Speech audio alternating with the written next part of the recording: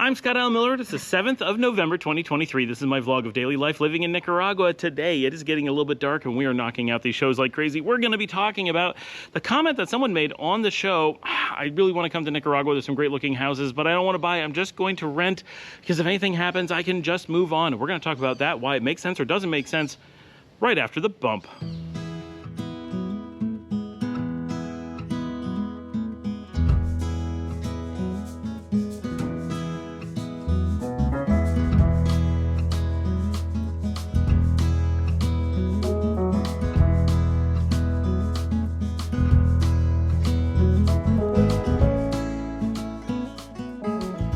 There's two basic approaches that you can take to moving abroad. One is hedging your bets. You're going to keep your house in your home country. You're not going to sell your stuff. You're going to keep everything in a storage unit, or you're just going to keep everything in place so you can move back at any time. You're going to rent and move into a new country and dip your toes in the water, always having one foot solidly back wherever you came from. Or you're going to sell all of your belongings, you're going to jump in both feet first, and you're going to move to a new country with no plan on going back and no backup plan just in case anything goes wrong. Of course, there's always the option of moving on. There's always something you can do, but some people really do make the leap right away. Both approaches are very valid. The question is, which one is right for you?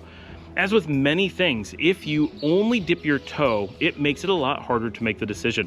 People who do this typically tend to go back and forth. They tend to utilize their home country to some degree. They never quite get the benefits of the place that they're moving to, and they often end up feeling that a place isn't as good as it would have been. And of course, partially this is because they were unwilling to make that leap. And so the nature of someone who wasn't willing to make the leap suggests that they are someone who's more hesitant in the first place.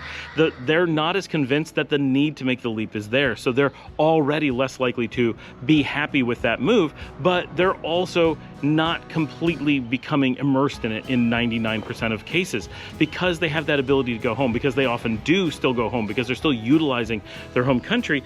They're in a mindset that doesn't make them completely embrace the place that they've moved to. Those who jump in completely all in and give themselves no way back, they tend to put in a bit more effort and really commit through a mental process of just being absolutely full on, this is what they're doing and they're going to make it work. And that mentality makes it easier, both because they're starting from a better mental position in general to accept what they like about a new place, and in a better position to fully immerse themselves in such a way that they take the ultimate advantage of it and then realize how much better it is, or take the realization of what the benefits of it are. So I highly recommend, in most circumstances, that you do whatever it takes to get you out the door in the first place. If you're never going to do it without keeping one foot behind, then do that. But if you can make the decision, if you have the wherewithal to say, you know what, I don't need to stay rooted in my home country, I don't need to keep one foot back, maybe I don't know where I'm going to go, but let's just go all in, and if we need to, move on. I recommend that approach if at all possible. It frees you so much. It makes you so much more likely to be successful in your new country that it's worth it. In most cases, not absolute every case, but most. I think you will generally be happy that you did so. But this comes to the original comment, not exactly a question, which is someone said that they would rent rather than buy in Nicaragua. So the reason that we generally say to buy in Nicaragua right now is that the prices on the market are at an all-time low. Truly an all-time low, not just an expression that we say like, it's the lowest in 15 years. No, we mean the lowest since the foundation of the country in 1821. This is as cheap as it is ever going to get in any lifetime, and not just our lifetimes, but our grandkids' lifetimes. They're never going to see it like this again. This is an opportunity to become a landowner in Nicaragua, a place that traditionally was relatively expensive. This is a highly desirous area, right? The weather is beautiful. The culture is great. There's a lot of education. There's a lot of great stuff that happens here. It's in the middle of a lot of really interesting, neat things. It has a lot of cool history. There's reasons why people would want to be here, not just today, but for the foreseeable future. So given all those things, owning here has a lot of opportunity. You may be able to get in at prices you will never, ever be able to afford in 20 years. So that's really important. And it also means that those purchases are generally good investments. Of course, that's a reckless position to take. Real estate is a very dangerous thing in general, but there's a really decent chance that any real estate investment that you're making here will at least have some amount of protection because you're buying at a historic low. You may have to wait 10 years before you're able to recoup anything, and moving houses is legitimately hard in this market, but you're unlikely to lose on the house as long as you're able to hold it for a reasonable amount of time.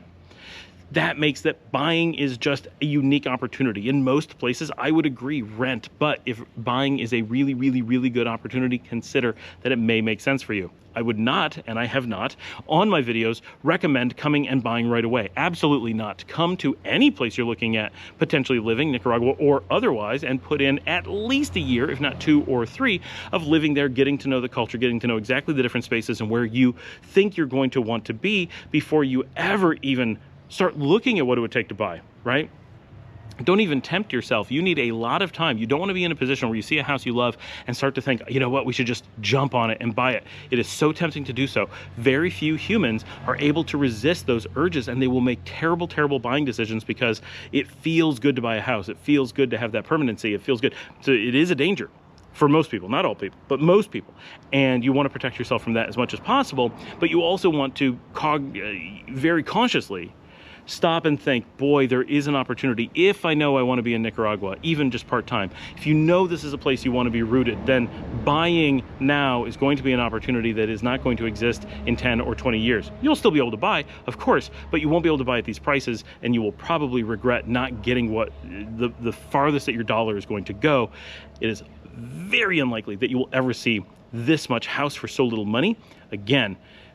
So that's a reason to consider buying at a time when more generally we say to rent. But the comment is interesting, right? I would rent in case something happens. Well, it's important to note, I say this a lot because I'm a business consultant and I talk to people in a career mode, I talk to people in a business mode, I talk to people in a relocation mode. I have a lot of different hats that I wear literally and figuratively. And when doing so, I say renting is far better than owning in most circumstances, just in general, right? It has nothing to do with Nicaragua or relocating or moving to another country or anything of the sort. In general, renting is better for you as a lifetime thing than buying. This was not the case in the 1940s. When our great-grandparents were buying houses, they needed to buy a house because their job was never going to move, their career was never going to move them.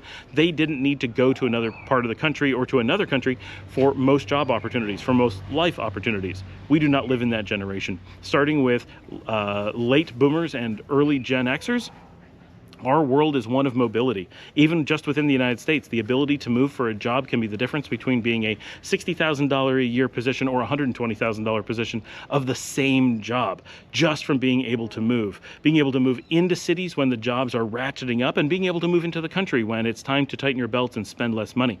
Being able to move into expensive locations like California when the jobs are there, and being able to move into less expensive areas like Iowa when the jobs let you work remotely. And even more importantly, and obviously for the people who are watching my show, having the opportunity to simply bail on the United States and go to, or Canada or wherever, and go to a completely different country when that makes sense. Those bits of flexibility generally come from renting, or at least are empowered by renting. So in general, our generation, whether it's for job or job opportunities or career or just life changes, being able to be mobile is a much bigger factor than it ever was before, and those that are more mobile win dramatically in the overall game. There's exceptions, as always, but the degree to which it is beneficial to be mobile is extreme, and something that people have often overlooked. People even when you get people who are doing legitimate renting versus buying calculations, they rarely, if ever, talk about the greater impacts in your life, the things that actually make the decision big, right? Normally we say, well, if you rented for 20 years or bought for 20 years, you had the same place, which one would cost more over those 20 years? But that's never how the calculation works. There's all these lost opportunities that come in both ways, but owning has very few of those opportunities and renting has a tremendous number of them, and they recur over and over again. So throughout my life, anytime that I rented, I won, and anytime that I purchased, I lost. And now that's an extreme example. I just happen to be in a career that moves a lot, but I've always been punished for any buying decision that I made over my lifespan. Now, sometimes emotionally it's worth buying a house because you want to own it for reasons that are not financial, and that's okay, right? Especially if you're here in Nicaragua and the price of buying a house is lower than normal, then putting a little bit of emotion into it isn't such a big deal. But if you want to have a place to raise your kids and you want your kids to be able to come back and say, that is my house and it's always my house, I'm going to pass it on to my kids and grandkids, and you want to be able to have that, if that's something that's truly going to happen, then that's an important investment to make, and renting would make that probably impossible. But for most people, even if you do that, your children are not going to want the house that they grew up in. They're going to want to live, if not across town, maybe in a different country. It's just the world that we live in today, so you need to be aware that those things are probably going to happen. So the whole concept of buying a house, for all the reasons that we grew up with the idea that we would own houses, probably doesn't make sense. So this comment on the vlog does make a ton of sense. You don't know what the future holds. Renting protects you from the unknown. Buying puts you at risk from the unknown. And most of us face the unknown and need to deal with it more often than not. And so renting generally protects us in ways that buying does not. So that is a general bit of really good advice.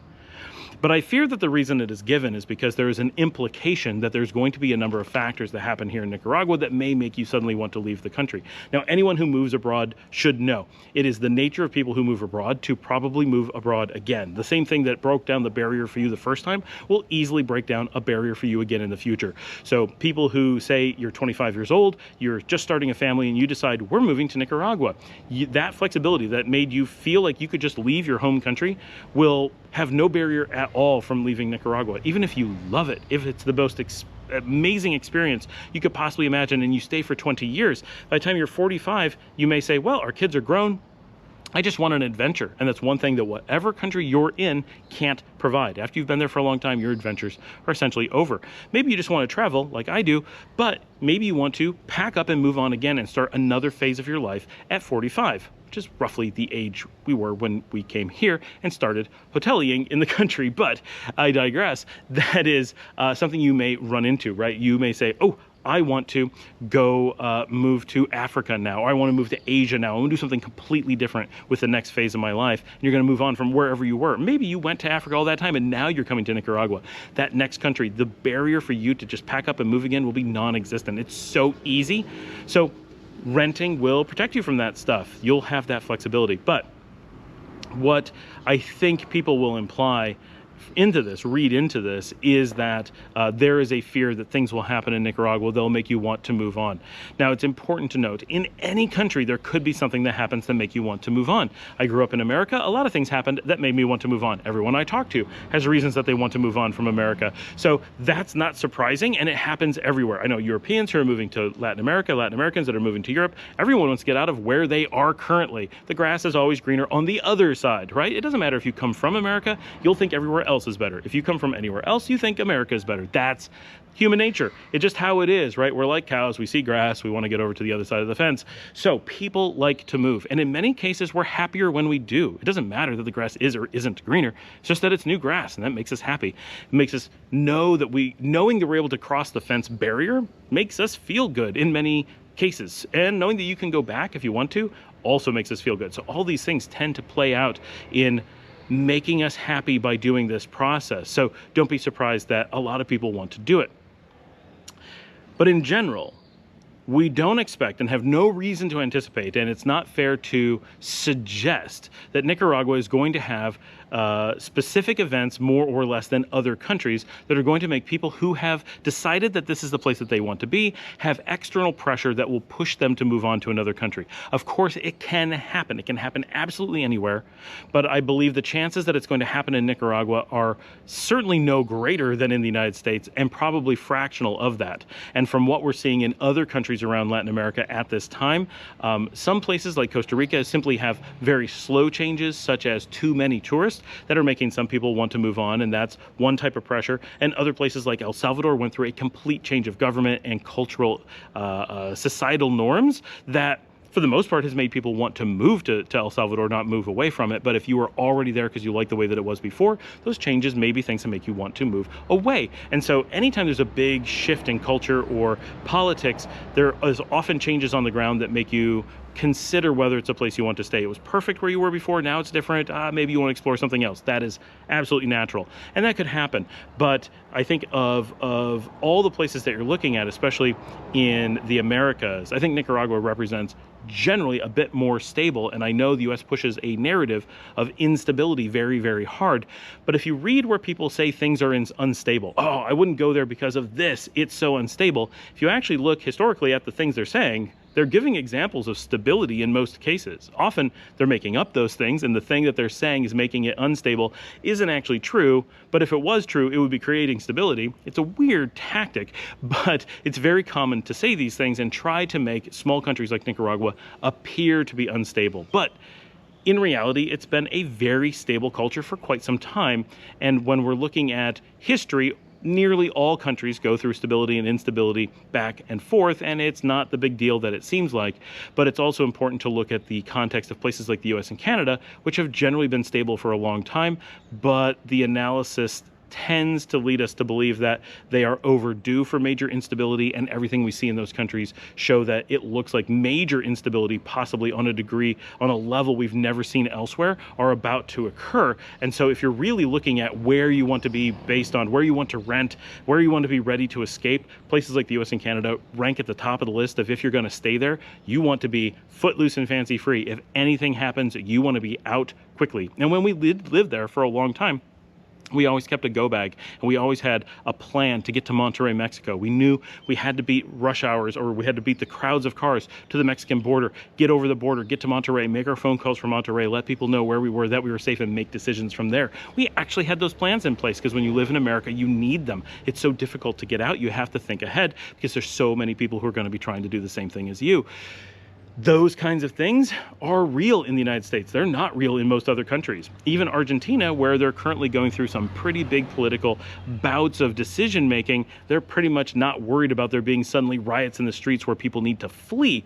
It's, yeah, a lot of things may change, and it could be scary, and you don't necessarily want to move there in the midst of it, but you don't need to move out if you already live there. And the same thing would be expected here. If there were major changes, yeah, it may have a long, slow change that make you like it more or less than when you first moved, but that you will suddenly have pressure and feel the need to give up a lease and get out and move on to somewhere else because of sudden changes in the country, while possible, is extremely unlikely in general. Very few countries ever go through those kinds of changes, short as an external war breaking out.